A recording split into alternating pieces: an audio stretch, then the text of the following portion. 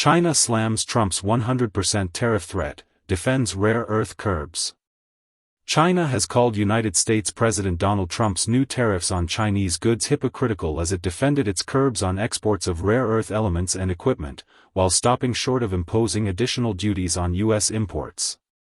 In a lengthy statement on Sunday, China's Ministry of Commerce said its export controls on rare earths, which Trump had labeled surprising and very hostile, were introduced in response to a series of U.S. measures since their trade talks held in Madrid, Spain, last month. China's stance is consistent, the ministry said in a statement posted online. "We do not want a tariff war, but we are not afraid of one." Trump on Friday retaliated to the Chinese curbs on rare earth exports by announcing a 100% tariff on Chinese exports to the U.S. and new export controls on critical software, effective from November 1.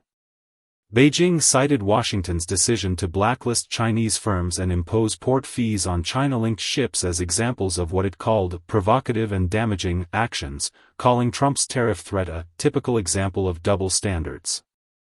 These actions have severely harmed China's interests and undermined the atmosphere for bilateral economic and trade talks. China firmly opposes them, the ministry said. Unlike earlier rounds of tit-for-tat tariffs, China has not yet announced any countermeasures. Rare earths have been a major sticking point in recent trade negotiations between the two superpowers. They are critical to manufacturing everything from smartphones and electric vehicles to military hardware and renewable energy technology. China dominates the global production and processing of these materials. On Thursday, it announced new controls on the export of technologies used for the mining and processing of critical minerals. The renewed trade tensions between the world's two largest economies also risk derailing a potential summit between Trump and Chinese President Xi Jinping at the Asia-Pacific Economic Cooperation Summit in South Korea later this month. It would have been their first face-to-face encounter since Trump returned to power in January.